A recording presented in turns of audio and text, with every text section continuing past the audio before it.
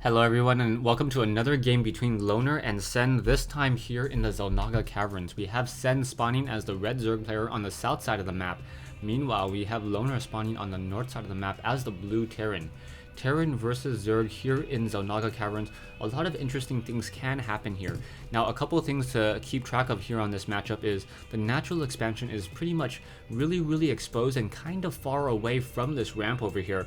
So in order for a Zerg player to really take this early expansion, he needs to try to figure out how many spine crawlers he's going to invest in very early.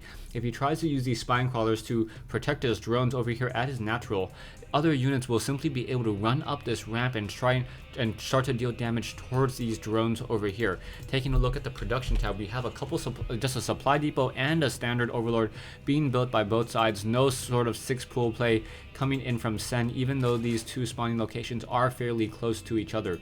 So Sen as the red Zerg, meanwhile Loner as the blue Terran.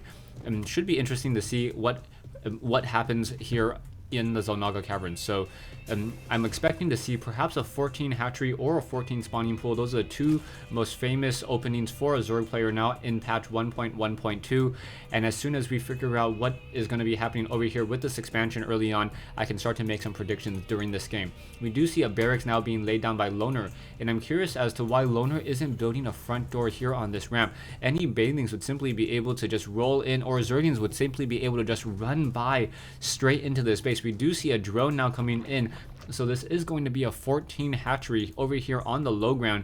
So Sen taking that early risk in order to be able to mine from 16 mineral patches very early on in this game.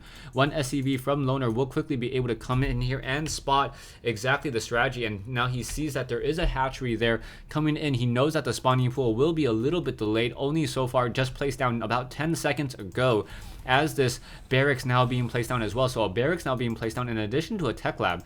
A little curious as to why there is not already a marine in play.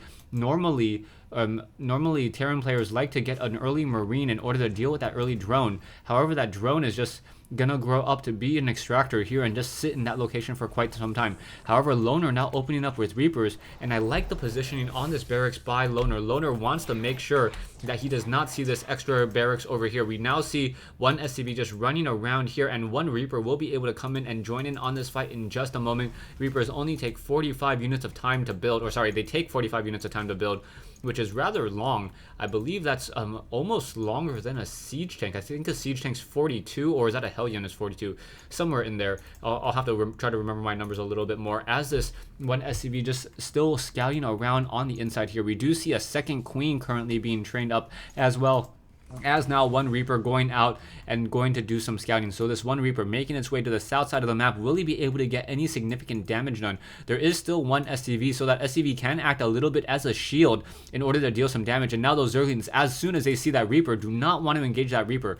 That Reaper is able to two-shot any Zergling, and especially if those units are off of creep, now get able to just continue to micro, trying to turn around, trying to deal damage towards those units, and able to get off 1, 2, 3, 4 kills off all those units there. So that one Reaper already getting 100 worth of minerals kills there. However, that Reaper is now very low on hit points. That Reaper needs a brother in order to do any additional engagement here, and a second Reaper should be coming out in just a moment. No additional Reaper, and down goes that Reaper here. So the Queen able to get a quick kill and unable to get any additional damage. We do see that Loner did have a second Reaper, and this Reaper was just over here trying to take down this extractor using those D8 chargers, and down it goes. So two Marines now on the ground shooting an Overlord out of the air. Loner already expanding at the 5-minute mark, so that 5-minute mark getting a very early expansion. The army size of both sides fairly small, 250 versus Sen's 0 at this stage in the game, so he has no army whatsoever. However, he is going to continue to just try to power drone more and more. You see, taking a look at his units, 27 drones compared to 23, and on top of that we see 6 drones now being trained off of 2 hatcheries, so able to get up a lot of drones. We now see a fresh Reaper now trying to come back in and deal more damage. However, one Queen will be able to greet him with those claws or those talons of hers, and that Queen now pulling back once again. A Queen or that Reaper trying to get in a position, and now pulling some drones off the mineral line, and while pulling those drones off the mineral line, a really great play there. And now Loner, down to only 14 hit points on that Reaper, will be forced to try to retreat there. So yeah, using those drones in order to block any escape path there, he was able to, I believe, get 1 kill, but 1 kill, and then that Reaper really was unable to do anything additional there. So that Reaper now trying to get back onto that high ground, a new fresh queen trying to engage that Reaper down to 14 hit points still, and now going after the more and more drones there. Another slash coming in, that queen trying to give chase even further, however unable to catch up with that Reaper down to 6 hit points there. Now gonna jump to that low ground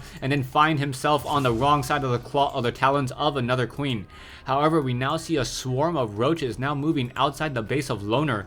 Loner now trying to press off into here. We do see a couple supply depots being positioned so that no Zergians can run in. However, roaches are now getting slowed down by those concussive shells, and now another roach getting taken down there. So Loner now massing up and macroing up a very, very decent size army, 900 mineral army, and now just trying to move off to the south side. We'll be activating this Xel'Naga watchtower, and then in just a moment coming into this position here. We do see Sen now upgrading a hatchery into tier 2 here. That will give that hatchery an additional 500 hit points to 2,000, and now those Marines unable to shoot down this Overlord as Sen position his Overlord right in the center of this chasm here. No Marines can get underneath it and then stay within range. So only way to shoot down this one Overlord now is to get a Viking. Back here we only see 5 barracks coming in from Loner, and only 2 of them have tech labs. So with only 2 tech labs, and then 2 tech labs, 1 reactor, and 2 without any additional add-ons, it's going to be a mainly Marine army with some Marauder support.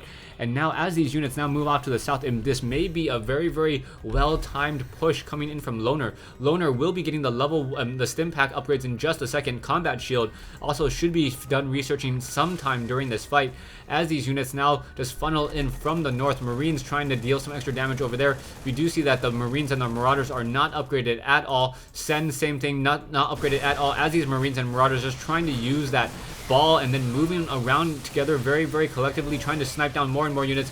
Roaches trying to give chase even further. Drones coming off the mineral line, but those drones just taking so much damage and quickly getting taken down. Another queen gets taken down there, and Loner is just simply rolling over Sen at this stage. Sen trying to come in, trying to deal more damage. However, Marines and Marauders using those concussive shells, able to pick off more and more of those units. Drones coming in from behind. However, I believe that this well-timed push will not be stopped by Sen, and as these roaches slowly try to funnel in, I believe that there's just simply too many units here now. If Sen waits too long to try to mass up a critical number of units, reinforcements will be able to come in. Also, if he does not try to reinforce this location, he will lose his tier 2 layer. And then all the drones over here have already been taken down. However, both sides now down to 575 versus 750 minerals. And now Sen says GG. So even though Sen was able to hold off that attack, Sen knew that he would not be able to get back into this game. You can take a look at the harvester count, 21 to 42. So a 50% harvester difference. On top of that, you see that Loner already had mules, and now mining over here, he had a second orbital command, so Loner was able to mine off of 16 mineral patches instead of Sen's only 8 mineral patches, as all the drones here have already been killed. Thanks for watching, thanks for listening. I hope you guys enjoyed this 1v1 replay between Sen and Loner here in the Xel'Naga Caverns.